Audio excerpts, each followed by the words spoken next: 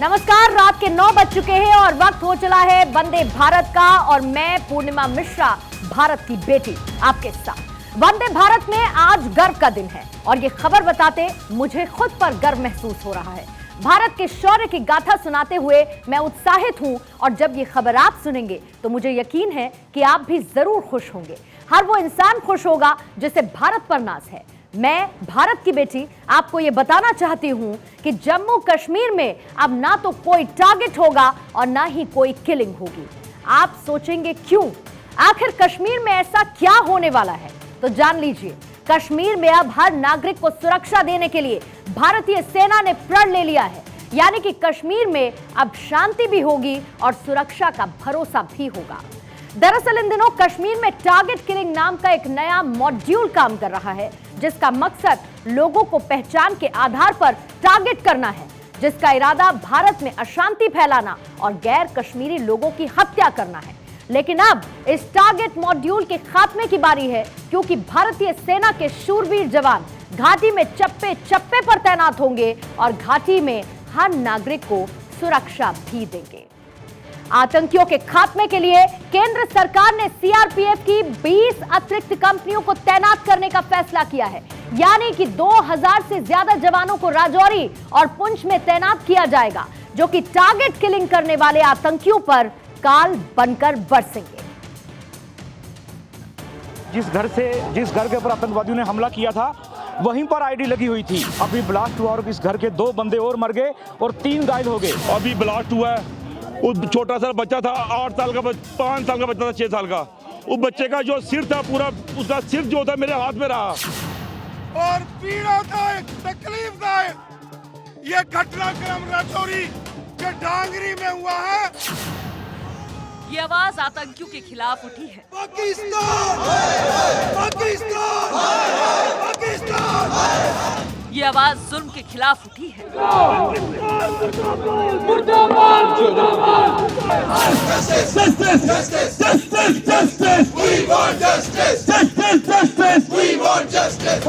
ये वो आवाज है जिसकी गूंज दूर तक जाएगी। यूं ही नहीं उठती कोई आवाज, इसके पीछे छिपी होती है बेबसी। इस आवाज को समझने के लिए लौटते हैं 1 जनवरी की तारीख पर।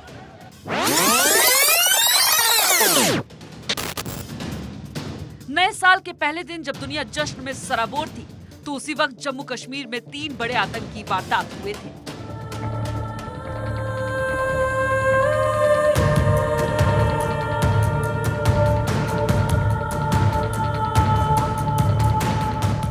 वारदात नंबर 1, जगह डांगरी गांव, राजौरी। पहले आतंकियों ने राजौरी के डांगरी गांव में 1 जनवरी की शाम फायरिंग की थी, जिसमें 4 हिंदुओं की जान चली गई, जबकि 7 घायल हुए थे। लोगों ने बताया कि आतंकी घरों में आए और आधार कार्ड देखा, फिर दनादन गोलियां बरसा दी। वारदात नंबर 2, जगह डांगरी गांव, राजौरी। इस घटना को अभी 24 घंटे भी नहीं हुए थे, किसी गांव में एक बार फिर आईडी ब्लास्ट हुआ और 2 बच्चियों की मौत हो गई। इस वारदात में 4 लोग घायल भी हुए। धमाका उन 3 घरों में से एक में हुआ, जहां 1 जनवरी की शाम आतंकियों ने फायरिंग की थी। सर्चिंग में एक और आईडी मिला था, उसे इलाके से हटा दिया गया था। खास बात यह थी कि रविवार की घटना के विरोध में ग्रामीण प्रदर्शन कर रहे थे। उनका प्रदर्शन जैसे खत्म हुआ, एक बार फिर उन्हीं में से एक घर में धमाका हुआ, जहां आतंकी रविवार को आए थे। वारदात नंबर 3, जगह श्रीनगर। श्रीनगर में 1 जनवरी को शाम करीब 6 बजे हवाल चौक में आतंकियों ने सीआरपीएफ के बंकर पर ग्रेनेड से हमला किया। इस हमले में जवानों को तो कोई नुकसान नहीं हुआ, लेकिन एक नागरिक समीर अहमद मल्ला घायल हो गया। उसे अस्पताल में भर्ती कराया गया।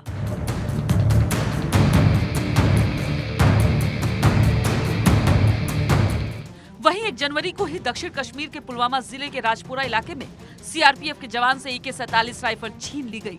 राइफल छीनने वाला युवक 25 साल का इरफान बशीर गनी है। इससे पहले आतंकियों ने 183 बटालियन के एक जवान से AK-47 राइफल छीनी थी। ये सारी की सारी वारदात नए साल पर हुए, लेकिन आतंकियों को ठिकाने लगाने के लिए अब सुरक्षा बलों ने कमर कस ली है। सही सुना आपने, जम्मू कश्मीर में अब आतंकियों की खैर नहीं, क्योंकि केंद्र सरकार ने जम्मू कश्मीर में सेंट्रल रिजर्व पुलिस फोर्स यानी सीआरपीएफ की 20 अतिरिक्त कंपनियां तैनात करने का फैसला किया है। इन 20 कंपनियों के कुल 2000 जवानों को जम्मू के राजौरी और पुंछ में तैनात किया जाएगा। बड़ा क्लियर मैसेज दिया जा रहा है पाकिस्तान को और जो उनके सपोर्टर्स हैं विद इन द वैली कि किसी हालत में सरकार जो है एथनिक क्लींजिंग या कम्युनल वायलेंस नहीं होने देगी। और तीसरा, जो भी इसके पीछे हैं उनको जल्दी से आइडेंटिफाई किया जाएगा और उनकी ज़िंदगी, बकाया ज़िंदगी जो है ख़त्म हो जाएगी।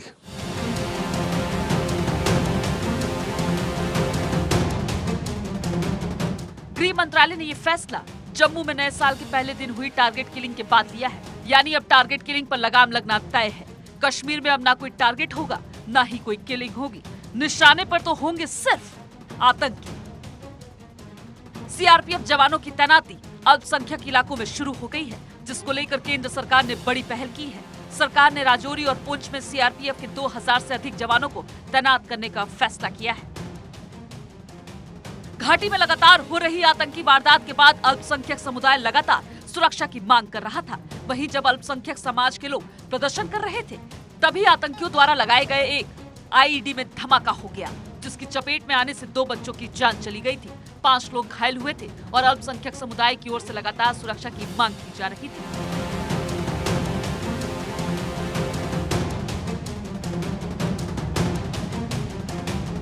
अब आतंकी समझ ले, या तो वो घाटी छोड़ दे या फिर दुनिया, क्योंकि टारगेट किलिंग के खिलाफ आवाज बुलंद है, सरकार बुलंद है, जवान बुलंद है, तो जाहिर तौर पर आतंकियों की बोलती बंद होनी तय है।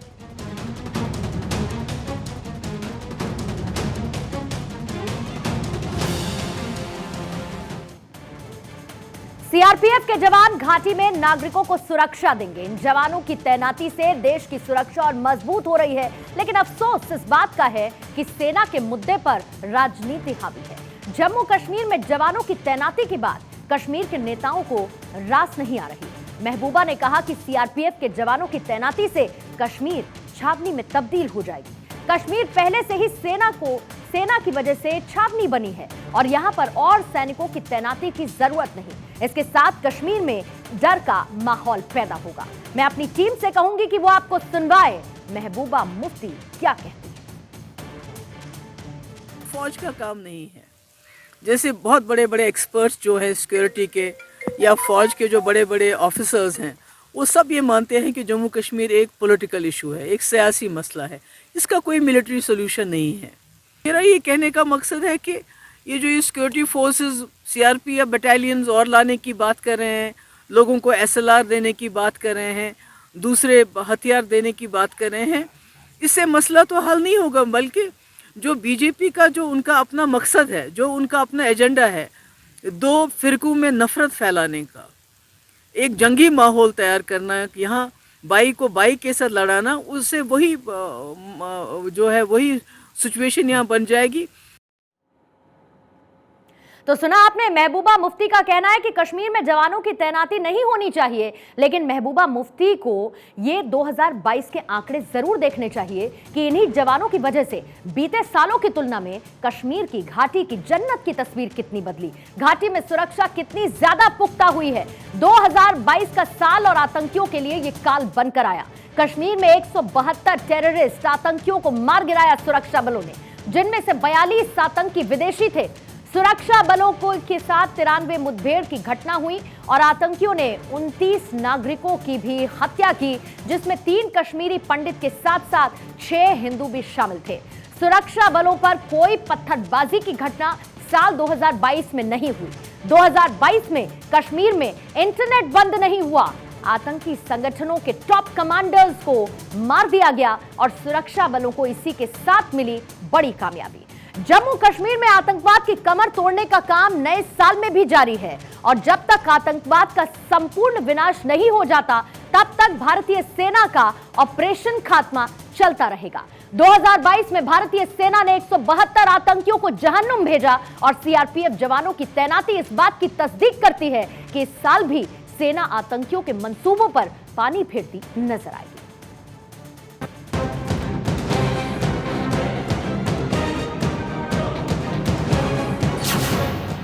2022 में आतंक पर प्रहार हुआ।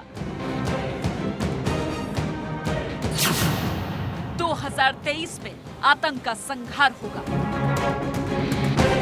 आतंकियों के खिलाफ ऑपरेशन खात्मा 2023 में भी जारी रहेगा।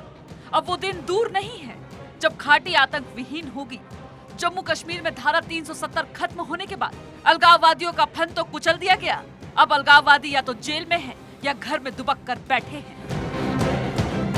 इसका नतीजा है कि जिन आतंकियों ने फन उठाने की कोशिश की तो उनके फन को कुचल दिया गया। इस साल भी सेना आतंकियों पर उनका काल बनकर टूटने वाली है। पहले आतंकियों के रहनुमा उन्हें किसी तरह बचा लिया करते थे, लेकिन अब घाटी में हथियार उठाने वालों की शामत तय है। जो हथियार उठाएगा उसकी कब्र खुदेगी।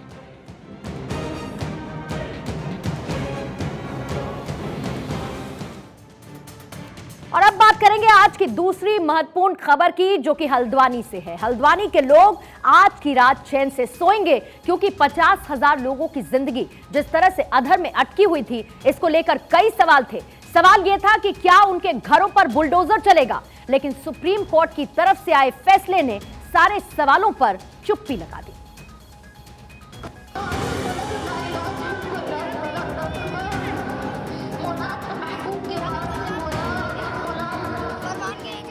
इससे बढ़िया क्या होगा कि इंसाफ के लिए छटपटाते 4000 परिवारों के मुस्तकबिल पर इंसाफ की सबसे बड़ी अदालत अपने वजन का हुक्म रख दे। इससे शानदार क्या होगा कि दुआओं में उठे महिलाओं के हाथों में उनके तमन्नाओं के हौसलों की उड़ान मिल जाए।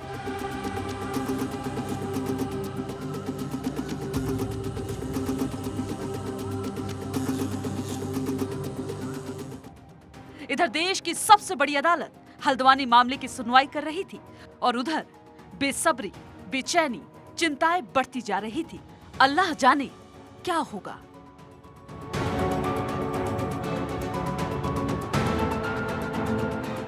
चार 4,400 परिवार अपने आशियानों को लेकर आशंकित थे। कोर्ट ने फैसला सुनाया कि फिलहाल हल्द्वानी के लोगों से नहीं छीनी जाएगी छत, नहीं बेघर होंगे बच्चे, नहीं टूटेंगे बच्चों के स्कूल, नहीं टूटेंगे मदरसे, नहीं टूटेगा अस्पताल, नहीं टूटेंगे मंदिर, मस्जिद, धर्मशालाएं। ने अपने फैसले द्वारा आदेशित किया था कि 7 दिन के अंदर जितना भी वहाँ पे ऑक्यूपेशन है रेलवे लैंड के पास, उससे लोगों को use of paramilitary force etcetera remove कर दिया जाए। तो उस फैसले पर आज माननीय सर्वोच्च न्यायालय द्वारा रोक लगा दी गई है। सुप्रीम कोर्ट के अहाते से निकला हुआ ये फैसला हल्द्वानी के भलबुरपुरा की सकरी बस्तियों तक फैल गया। इत्तला हुई कि मुंसिफ का पैगाम आया है, फिलहाल आबाद रहोगे, दुआ कबूल हुई। लड्डू बंटने लगे, लोग खुशियां मनाने लगे। अदालत के इस फैसले से लोग खुश हैं, ये उनके लिए संतोष देने वाला है। आज अल्फाज का रंग गाढ़ा है, क्योंकि सुप्रीम अदालत ने साफ साफ कह दिया है कि रातों रात कोई नहीं होगा बेघर। उत्तराखंड हाईकोर्ट ने 8 जनवरी की तारीख तय कर दी थी। अतिक्रमण बताकर बुलडोजर चलाने की तैयारी हो गई थी, लेकिन देश की सबसे बड़ी अदालत ने 2 टूक कह दिया कि इतना बड़ा एक्शन किसी हड़बड़ी में नहीं हो सकता।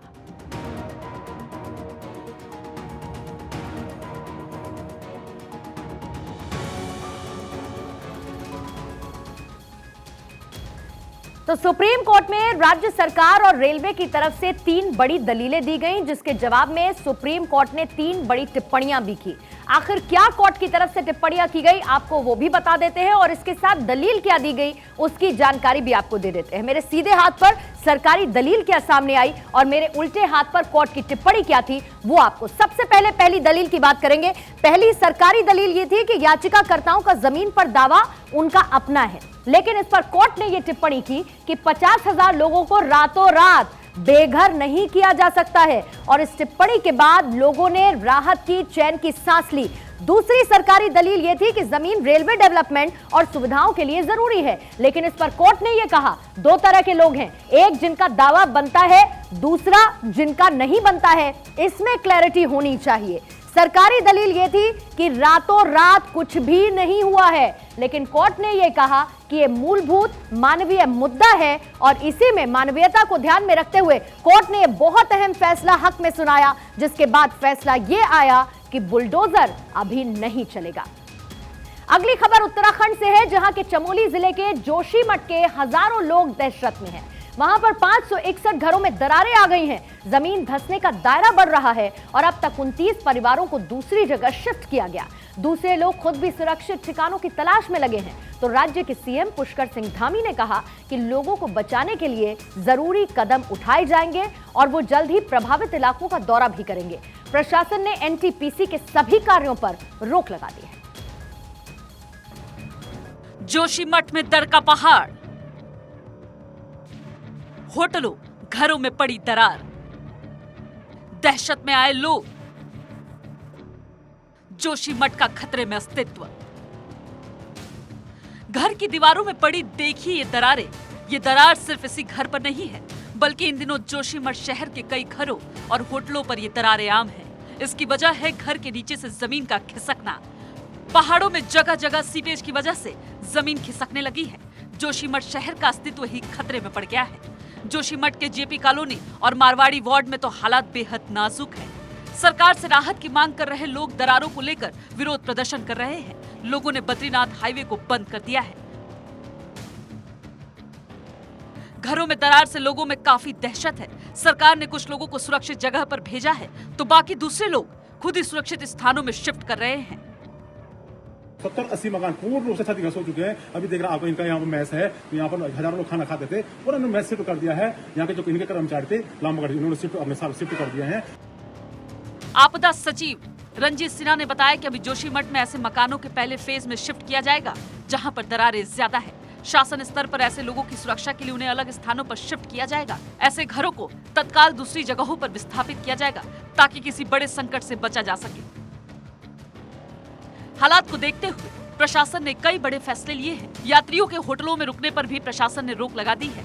अब इसके ट्रीटमेंट को लेकर शासन बड़े स्तर पर प्रयास कर रहा है। हाल ही में आपदा प्रबंधन की एक टीम ने इस पर अध्ययन कर रिपोर्ट शासन को सौंपी है। अब फिर से धंसाव के कारणों की जांच की जाएगी। इसके लिए टीम जोशीमठ पहुंच चुकी है। जोशीमठ शहर में कंस्ट्रक्शन में बेतरतीब तरीके की भी बात सामने आई है। शहर की कैपेसिटी को देखते हुए यहाँ निर्माण नहीं हुए, बल्कि 7 मंजिला होटल वहाँ बनाए गए, जिससे चिंता और बढ़ गई है। उत्तर प्रदेश की राजधानी लखनऊ में अगले महीने होने वाले ग्लोबल इन्वेस्टर्स समिट को लेकर मुख्यमंत्री योगी आदित्यनाथ मुंबई में हैं और वहां के दिग्गज कारोबारियों से मिल रहे हैं। लेकिन उनके इस दौरे पर कांग्रेस के नेता हुसैन दलवाई ने योगी आदित्यनाथ पर विवादित टिप्पणी कर दी। कांग्रेस के नेता हुसैन दलवाई ने कहा था कि उत्तर प्रदेश के सीएम योगी आदित्यनाथ व्यवसायों को यहां से ले जाने की बजाय यूपी में विकसित करें। पहले आपको सुनवाते हैं कांग्रेस नेता की आपत्तिजनक टिप्पणी। उद्योग उचलून कुठेतरी नेण्याचा प्रयत्न करण्याऐवजी आदित्यनारायणला मी असं सांगेन, तुम्ही हे का नाही करत की तुम्ही तुमच्याकडे वेगळे उद्योग का नाही तयार करत, ते करा आणि त्यासाठी वातावरण तयार करा। त्यासाठी रोज काही धर्माच्या आणि ह्याच्या गोष्टी करण्याऐवजी आणि भगवे कपडे घालून फिरण्याऐवजी जरा मॉडर्न व्हा, आधुनिक व्हा। उद्योग हे आधुनिकतेचे असतात, ते आधुनिक विचार घ्या तर उद्योग येतील। तो इस बयान पर हंगामा होना लाजमी था। हुसैन दलवाई की सफाई भी इस पर आई, वो भी सुनिए। मैं योगी आदित्यनाथ के नाम के ऊपर जो बयान दिया उसमें कोई भगवे रंग या केसरी रंग के खिलाफ बोला नहीं। मेरा कहना ऐसा था कि अगर यूपी में या इस देश में इंडस्ट्री आनी है तो आधुनिक विचारों के जरिए आएगी। सब लोगों को साथ में लेके अमन पैदा करके समाज में एकता है ये दिखाएंगे तो ही लोग इन्वेस्ट करेंगे, तो ही बाहर के लोग आएंगे। आज आने के लिए हिचक रहे हैं, इसका कारण ये है। तो आदिनाथ जी ने ये विचार करना चाहिए कि खाली ड्रेस डाल के नहीं चलेगा, दिमाग भी आधुनिक होना जरूरी। हुसैन दलवाई भले ही अब इस बयान के बाद सफाई देते नजर आ रहे हों, लेकिन उनकी तरफ से जो बयान दिया गया उसको लेकर आक्रोश साफ तौर पर नजर आया है। जाहिर बात है कि एक तरफ जहां पर योगी आदित्यनाथ इन्वेस्टर्स समिट के जरिए डोमेस्टिक निवेश को बढ़ावा देने की कोशिश कर रहे हैं, तो दूसरी तरफ उनके पहनावे के रंग को लेकर सियासत लगातार हो रही है और जो कांग्रेस के लिए एक सेल्फ गोल जैसा काम कर रही है। यूपी सरकार अपने यहां उद्योग लाने के लिए जोर शोर से जुटी है। सूबे के मुखिया मुंबई जाकर लगातार लोगों से मुलाकात कर रहे हैं। योगी आदित्यनाथ ने रिलायंस इंडस्ट्रीज के चेयरमैन और एमडी मुकेश अंबानी से भी मुलाकात की। दोनों के बीच ये मुलाकात ताज होटल में हुई है और इस दौरान मुख्यमंत्री ने मुकेश अंबानी को उत्तर प्रदेश में निवेश के लिए आमंत्रण दिया। मुकेश अंबानी ने भी सीएम योगी को बुके देकर उनका स्वागत किया। यूपी यूं ही नहीं उत्तर प्रदेश बन रहा। फरवरी में ग्लोबल इन्वेस्टर समिट की तैयारी में लगे यूपी के मुख्यमंत्री योगी आदित्यनाथ मुंबई में देसी निवेशकों को साधने में जुटे हैं और इसी कवायद में सीएम योगी ने मुंबई में बैंक कर्मियों, उद्योगपतियों से मुलाकात की है और इस मुलाकात में उन्होंने बैंकिंग दिग्गजों का आह्वान किया। उन्होंने कहा कि आइए साथ मिलकर बनाएं नए भारत का नया उत्तर प्रदेश। आपके जो भी सुझाव होंगे उत्तर प्रदेश की दृष्टि से, उत्तर प्रदेश की 25 करोड़ जनता के जीवन में परिवर्तन लाने के लिए उसे उत्तर प्रदेश सरकार सहर्ष स्वीकार करेगी और उसमें अपनी ओर से भरपूर योगदान भी देगी। ये योगी का अर्थ मंत्र है, यानी योगीनॉमिक्स। सीएम योगी ने मुकेश अंबानी को उत्तर प्रदेश में निवेश करने के लिए आमंत्रण दिया है। मुकेश अंबानी ने भी सीएम योगी को बुके देकर उनका स्वागत किया है। मुख्यमंत्री योगी आदित्यनाथ का कहना है कि उन्होंने फैसला किया है कि सूबे में निवेश के लिए वो खुद जाकर लोगों से अपील करेंगे, क्योंकि ऐसा करने की जरूरत महसूस करते हैं। इसीलिए वो मुंबई पहुंचे हैं और इसके अच्छे परिणाम भी मिल रहे हैं। निवेशकों से आश्वासन भी उन्हें मिल रहा है। यूपी में एमएसएमई को बढ़ावा देने के लिए शानदार माहौल तैयार है और निर्यात बड़े पैमाने पर हो रहा है। उन्होंने कहा कि एक जिला एक उत्पाद यानी ओडीओपी के माध्यम से लोकल उत्पाद को वैश्विक बाजार मिला है। सीएम योगी ने बताया कि ग्लोबल इन्वेस्टर समिट 2023 के लिए विदेशी और स्वदेशी दोनों निवेशकों की ओर से प्रस्ताव मिल रहे हैं।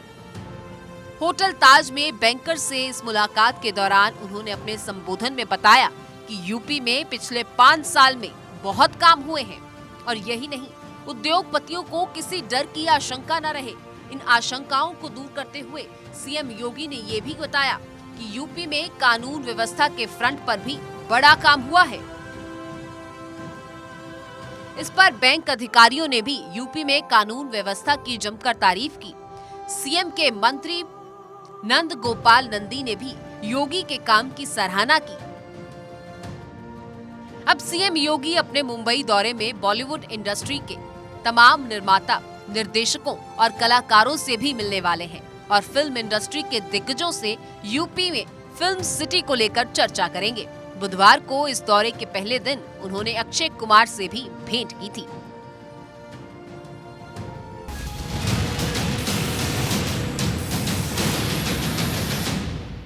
दिल्ली के कंजावला कांड की हकीकत क्या है? क्या अंजलि की सहेली निधि को सब कुछ पहले से पता था? सब कुछ जानते हुए क्या निधि झूठ बोल रही है? ये तमाम सवाल हैं, लेकिन इसी बीच एक और खुलासा हुआ कि आरोपी 5 नहीं 7 थे। हर दिन नए नए खुलासे इस केस में हो रहे हैं, लेकिन अभी भी एक सवाल बाकी है कि क्या ये हादसा था या फिर हत्या।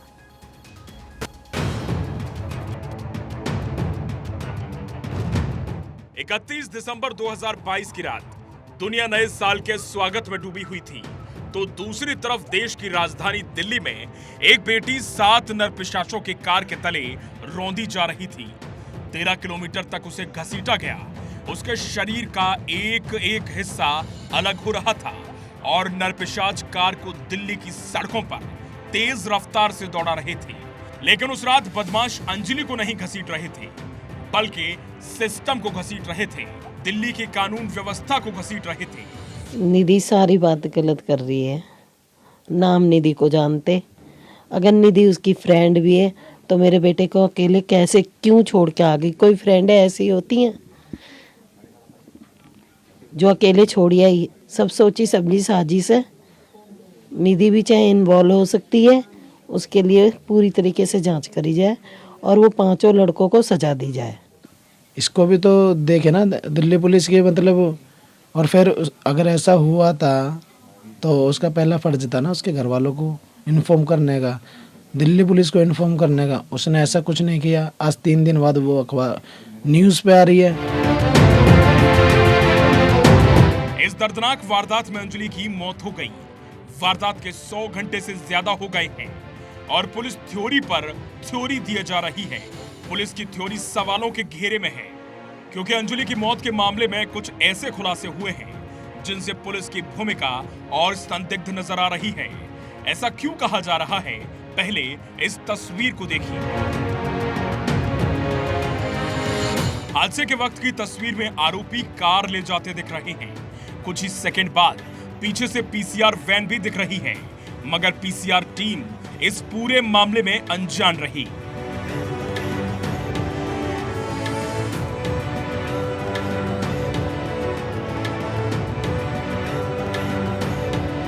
अब सवाल यह है कि आखिरकार कब सुलझेगी अंजलि की मौत की मिस्ट्री, कब सामने आएगा अंजलि की मौत का सच। सीसीटीवी पर सीसीटीवी, अंजलि की मौत का विलेन कौन, पीसी पर पीसी, मौत की मिस्ट्री अभी तक क्यों नहीं सुलझी। क्या है अंजलि की मौत का स्याह सच। अब न्याय के लिए अंजलि का परिवार सड़क पर उतर गया है। सुल्तानपुरी थाने के बाहर अंजलि के परिवार ने प्रदर्शन किया और निधि के खिलाफ भी एफआईआर दर्ज कराने की मांग की। दिल्ली पुलिस से ये रिक्वेस्ट करूंगा कि अब इस पूरी घटना में 5 अक्यूज ना रखिए, आप 6 लोगों को जो है वो मुजरिम बनाइए। जो छठा इसमें जो मुजरिम ऐड होना चाहिए वो निधि होनी चाहिए। 31 जनवरी और 1 जनवरी की रात का एक और सीसीटीवी फुटेज सामने आया है, जिसमें 5 आरोपी हादसे के बाद कार छोड़कर भागते दिख रहे हैं। 1 जनवरी सुबह 4:30 बजे का यह वीडियो बताया जा रहा है, जिसमें आरोपी बलेनो कार से आते हैं, कार से नीचे उतरते हैं, कार के नीचे देखते हैं, कार के पहिए में अंजलि का शव फंसा देख कार छोड़कर ऑटो में बैठकर फरार हो जाते हैं। सीसीटीवी फुटेज के आधार पर और जो सीडीआर के आधार पर हमें ये पता लगा है कि इसमें 2 लोग और इन्वॉल्व थे और उनके लिए पुलिस अभी रेड कर रही है, इन्वेस्टिगेशन अभी जारी है। इस क्रूर घटना से निधि के पड़ोसी भी भड़के हुए हैं। आज निधि के घर के बाहर लोगों ने जमकर हंगामा किया। कार के नीचे एक जिंदगी बेरहम से कुचल दी गई। सिर्फ सुनने से ही रूह कांप उठती है। हर रोज सबूत पर सबूत, बयान पर बयान, पुलिस की पीसी पर पीसी, थ्योरी पर थ्योरी। एक सस्पेंस के बाद नए सस्पेंस पर सवाल उठ रहा है। सहेली पर संदेह तो पुलिस पर भी सवाल है। एक परिवार इंसाफ मांग रहा है। दिल्ली की पब्लिक पूछ रही है कि आखिर अंजलि को किसने मारा।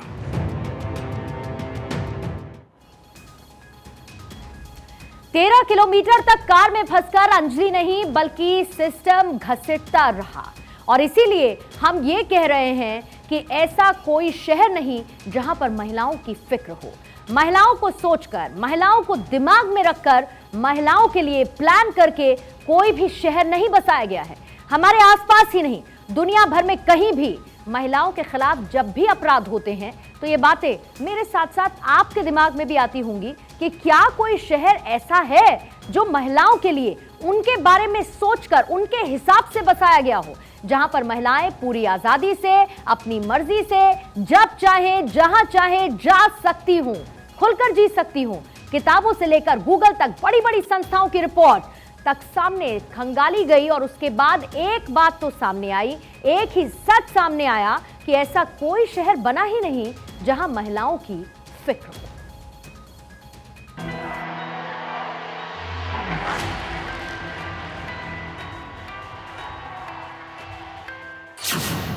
क्या आपका शहर महिलाओं के रहने लायक है?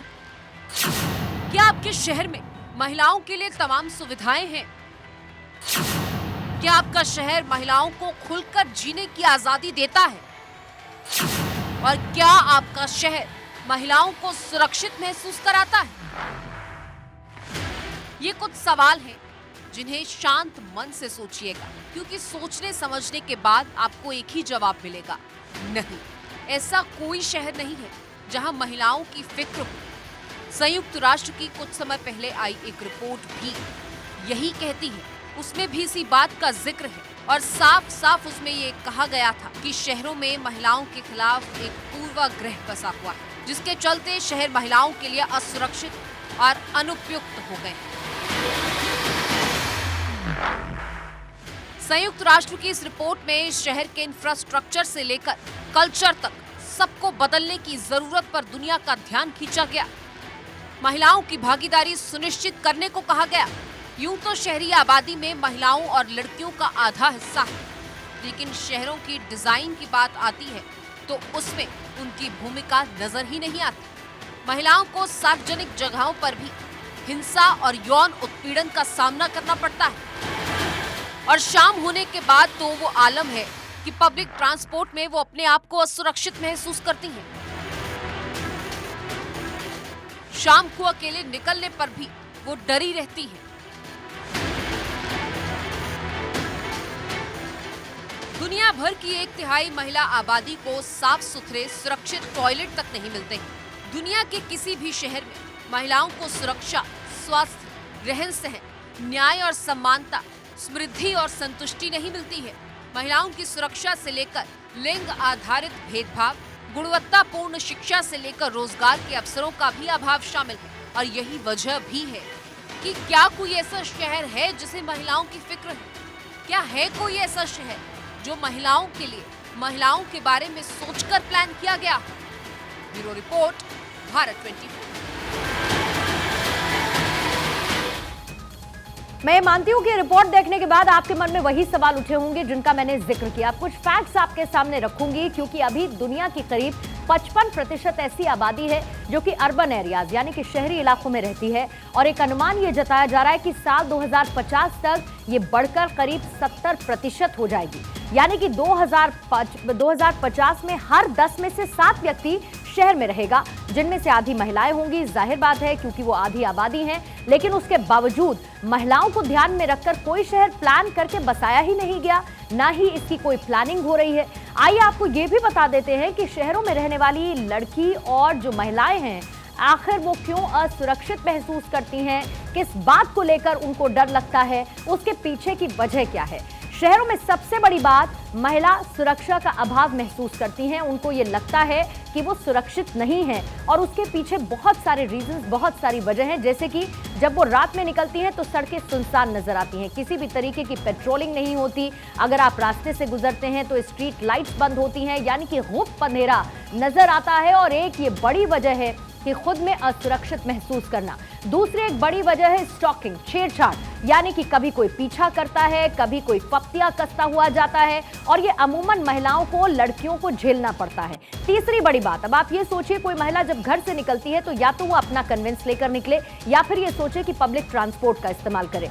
अब पब्लिक ट्रांसपोर्ट की कमी इतनी ज्यादा है कि या तो आप किसी भी तरीके से अपनी गाड़ी लेकर निकलते हैं, अगर 2 व्हीलर है तो वो भी समस्या का विषय बनता हुआ नजर आता है। उसमें आप छेड़छाड़, स्टॉकिंग या फिर एक्सीडेंट जैसे केसेस को भी जोड़ सकते हैं। पब्लिक ट्रांसपोर्ट में सुरक्षित माहौल भी नहीं होता है और ये एक बहुत बड़ी वजह है। छेड़छाड़ की घटनाओं में भी इजाफा देखने को मिलता है और ये तमाम चीजें महिलाओं में एक असुरक्षा का भाव पैदा करती हैं। शहर में रह रही महिलाओं को हर घड़ी, हर मिनट किसी ना किसी चीज से जूझना ही पड़ता है, लड़ना पड़ता है, जद्दोजहद करनी पड़ती है। और इसके साथ ही वो क्या वजह है वो भी हम आपको बता देते हैं कि आखिर महिलाओं के लिए इतने मुश्किल हालात क्यों हैं। हर एक चीज के लिए लड़ना पड़ता है, जूझना पड़ता है। हिंसा का डर एक बहुत बड़ा एक वजह बनती हुई नजर आती है, क्योंकि जो आंकड़े बताते हैं वो ये बताते हैं कि हिंसा की घटनाओं में इस कदर इजाफा हुआ है कि महिलाएं उससे डरती हैं, झिझकती हैं और खुद में असुरक्षित महसूस करती हैं। दूसरी एक बहुत बड़ी बात आप देखिए, पैट्रियार्कल सोसाइटी है, यानी कि एक पुरुष प्रधान सोच है जिसकी वजह से हमारे समाज का ढांचा कुछ इस तरह से बन चुका है कि पुरुष डोमिनेट करते हैं, पुरुष फैसला लेते हैं, पुरुष महिलाओं को आजादी उनके हिसाब से देते हैं, पुरुष ये बताते हैं कि महिलाओं को क्या करना है और क्या नहीं करना है। इसके साथ रात में आना जाना महिलाओं के लिए ये एक बड़ी समस्या है, जिसके पीछे की वजह क्या है वो मैं आपको बता चुकी।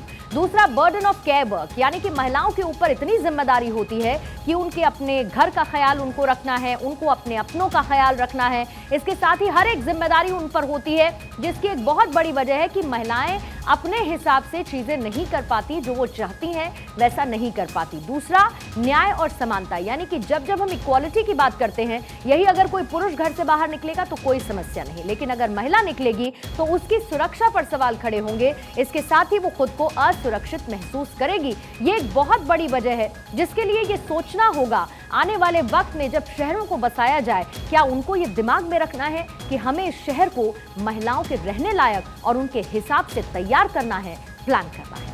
अगली खबर का रुख करेंगे और बात करेंगे अमित शाह की। लोकसभा चुनाव को अभी करीब 1.5 साल का वक्त बचा है, लेकिन बीजेपी ने अभी से तैयारियां तेज कर दी हैं। बीजेपी के चाणक्य कहे जाने वाले अमित शाह ने 2024 के लिए मिशन का आगाज कर दिया है और इसी के तहत आज वो त्रिपुरा के दौरे पर हैं। ऐसे ही इस महीने में करीब 11 राज्यों में पहुंचकर वो वहां का मिजाज समझेंगे। बीजेपी का मिशन 24, शाह की तैयारियां तेज। नए साल की रणनीति, त्रिपुरा से शुरू चाणक्य नीति। 2024 में 350 सीट की आस, जन विश्वास यात्रा की शुरुआत। त्रिपुरा पहला पड़ाव, जनवरी में 10 और राज्यों का भापेंगे मिजाज। लोकसभा चुनाव को अभी करीब 1.5 साल का समय बचा हुआ है, लेकिन बीजेपी ने अभी से शुरुआत कर दी है। बीजेपी के रणनीतिकार अमित शाह ने खुद तैयारियों की कमान संभाल ली है, जिसकी तस्वीर त्रिपुरा में देखने को मिली। जनवरी में 11 राज्यों के दौरे का प्लान है, जिसका पहला पड़ाव त्रिपुरा था। धर्मनगरी से बीजेपी की जन विश्वास यात्रा को हरी झंडी दिखाकर रवाना किया गया। इस दौरान त्रिपुरा के मुख्यमंत्री माणिक साहा समेत बीजेपी के सभी दिग्गज नेता मौजूद रहे। जनता को संबोधित करते हुए अमित शाह ने बीजेपी सरकार की उपलब्धियां गिनवाई और विपक्षियों पर जमकर हमला बोला। मैं और कुछ बताना नहीं चाहता, इतना ही पूछना चाहता हूं, कम्युनिस्टों की सरकार में जो हिंसा थी वो भारतीय जनता पार्टी की सरकार में दिखाई पड़ती है क्या? जोर से बोलिए, दिखाई पड़ती है? जो टोलाबाजी थी वो टोलाबाजी दिखाई पड़ती है? जो कैडर का शासन था वो अब दिखाई पड़ता है? मित्रों, 2018 में भारतीय जनता पार्टी ने नारा दिया, मोदी जी ने नारा दिया, चलो पलटाई, और त्रिपुरा की जनता ने परिवर्तन कर दिया, कम्युनिस्टों को उखाड़ कर फेंक दिया। इसके अलावा सबरूम में भी बीजेपी की यात्रा को हरी झंडी दिखाई और कहा कि प्रदेश में पर्यटन सेक्टर के विकास की खूब संभावना है, लेकिन पहले इंफ्रास्ट्रक्चर नहीं था, जिसकी वजह से टूरिस्ट यहाँ पर नहीं आते थे। बीजेपी सरकार ने विकास किया, जिसकी बदौलत पर्यटकों की संख्या में 11 गुना बढ़ोतरी हुई है। देश भर के लोगों को पर्यटक के रूप में लाने की क्षमता रखता है, मगर इंफ्रास्ट्रक्चर नहीं था। भारतीय जनता पार्टी की सरकार ने इंफ्रास्ट्रक्चर बनाकर 5 ही साल में त्रिपुरा के पर्यटन को 11 गुना बढ़ाने की बात की है। अमित शाह ने जिस यात्रा को हरी झंडी दिखाकर रवाना किया है, वो सभी 60 विधानसभा सीटों को कवर करेगी, जिसमें करीब 10 लाख लोगों के जुड़ने की उम्मीद पार्टी कर रही है। इस यात्रा का मकसद है कि साल 2018 के बाद बीजेपी सरकार के विकास कार्यों को लोगों तक पहुंचाया जाए। ये यात्रा 12 जनवरी तक चलेगी, जिसका समापन बीजेपी के राष्ट्रीय अध्यक्ष जेपी नड्डा करेंगे। त्रिपुरा के अलावा अमित शाह 10 और राज्यों का जनवरी में दौरा करेंगे, जिसका आखिरी पड़ाव पश्चिम बंगाल होगा।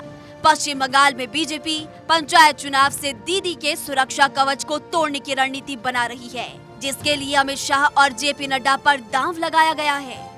17 जनवरी को अमित शाह का कोलकाता का संभावित दौरा है, जहां पर वो 2 रैलियां भी कर सकते हैं। बंगाल में पंचायत चुनाव होने वाले हैं, जिसके लिए टीएमसी ने दीदी सुरक्षा कवच नाम से अभियान की शुरुआत की है, जिसे भेदने के लिए बीजेपी ने भी रणनीति बनाई है। इसके मुख्य योद्धा शाह और नड्डा होंगे, यानी बीजेपी 2024 में अपने 350 सीट जीतने वाले टारगेट के लिए हर वो काम शुरू कर चुकी है, जिससे उसकी सीटें बढ़ सके और विरोधी चित्त हो सके। 2024 तक राम मंदिर तैयार होगा, ये तारीख उनकी तरफ से बताई गई। यानी कि मिशन 2024 को लेकर बीजेपी ने कमर कस ली है, जिसकी शुरुआत नए साल के साथ साथ अमित शाह ने त्रिपुरा से कर दी है। और जनवरी में ही अमित शाह के 11 राज्यों के संभावित दौरे भी हैं, जिनमें से त्रिपुरा का दौरा उन्होंने कर लिया और जन विश्वास यात्रा को हरी झंडी दिखाकर रवाना भी कर दिया है। अब बाकी के राज्यों के दौरे की डिटेल्स भी आपको दे देते हैं। मिशन 2024 के तहत 6 जनवरी मणिपुर और नागालैंड के दौरे पर अमित शाह रहने वाले हैं। वहां पर कई विकास परियोजनाओं की सौगात भी देंगे। इसके साथ ही 7 जनवरी को छत्तीसगढ़ और झारखंड में मौजूद रहेंगे, जहां पर दोनों ही राज्यों में बीजेपी कोर ग्रुप की बैठक करेंगे और रणनीति बनाएंगे। रैली को भी संबोधित अमित शाह इस दौरान करने वाले हैं।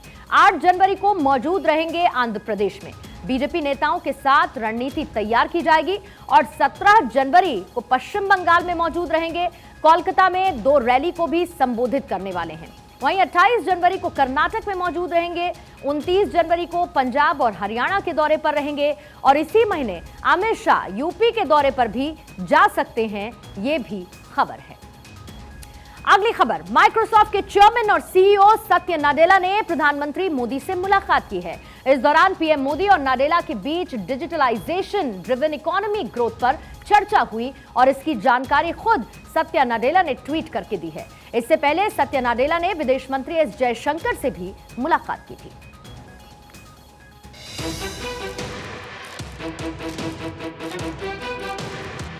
माइक्रोसॉफ्ट के चेयरमैन और सीईओ सत्या नाडेला 4 दिन के भारत दौरे पर हैं। इस दौरान उनकी प्रधानमंत्री मोदी से मुलाकात हुई।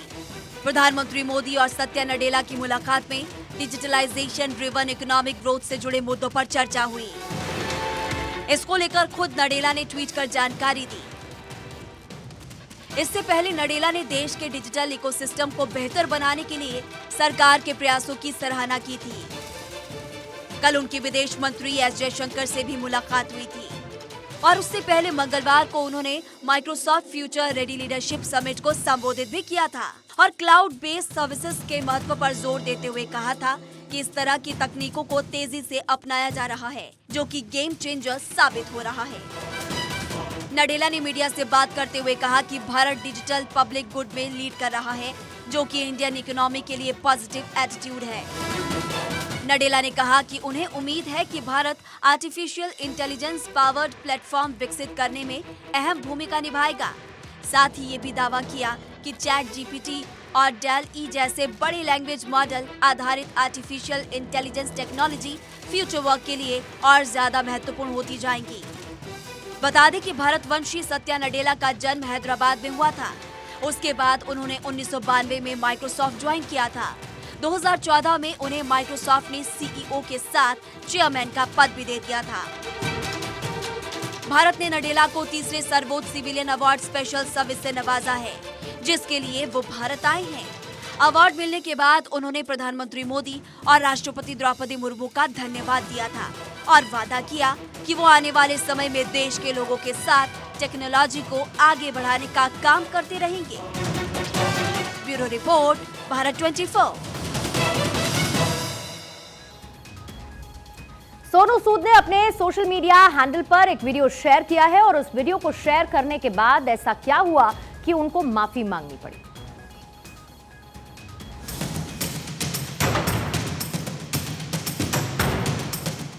एक ऐसे एक्टर जिन पर लोग जान छिड़कते हैं,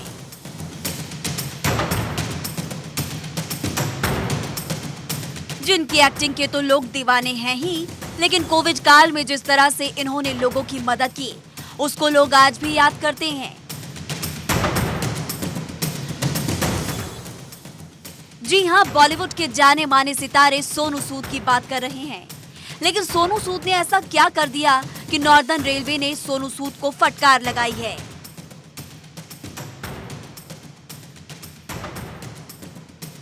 दरअसल सोनू सूद ने 13 दिसंबर को अपने सोशल मीडिया हैंडल पर ट्रेन से एक वीडियो शेयर किया था। इस वीडियो में सोनू सूद तेज रफ्तार में चलती हुई ट्रेन के गेट पर बैठकर सफर करते हुए नजर आ रहे हैं।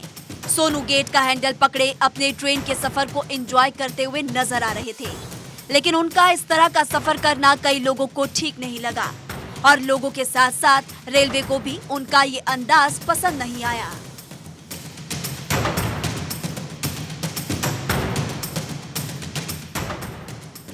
उत्तर उत्तर रेलवे ने सोनू के वीडियो को रिट्वीट करते हुए लिखा, प्रिय सोनू सूद, देश और दुनिया के लाखों लोगों के लिए आप एक आदर्श हैं। ट्रेन के पायदान पर बैठकर यात्रा करना खतरनाक है। इस प्रकार की वीडियो से आपके प्रशंसकों को गलत संदेश जा सकता है। कृपया ऐसा न करें। सुगम एवं सुरक्षित यात्रा का आनंद उठाएं। वहीं सोनू सूद ने भी अब रेलवे से माफी मांगी है। उन्होंने रेलवे के ट्वीट को रीट्वीट करते हुए लिखा, क्षमा प्रार्थी, बस यूं ही बैठ गया था देखने। कैसा महसूस करते होंगे वो लाखों गरीब जिनकी जिंदगी अभी भी ट्रेन के दरवाजों पे गुजरती है। धन्यवाद इस संदेश के लिए और देश की रेल व्यवस्था बेहतर करने के लिए। अभिनेता सोनू सूद ने न सिर्फ अपनी फिल्मों से नाम कमाया है, बल्कि कोविड काल के दौरान से लॉकडाउन के समय उन्होंने लोगों की मदद के लिए जो हाथ आगे बढ़ाया, उसके बाद से उन्होंने लोगों के दिलों में अपनी एक अलग जगह बनाई है। ऐसे में सोनू सूद के वीडियो के बाद अब उनके कुछ फैंस को भी उनकी ये वीडियो पसंद नहीं आ रही है। Bureau report, Bharat 24।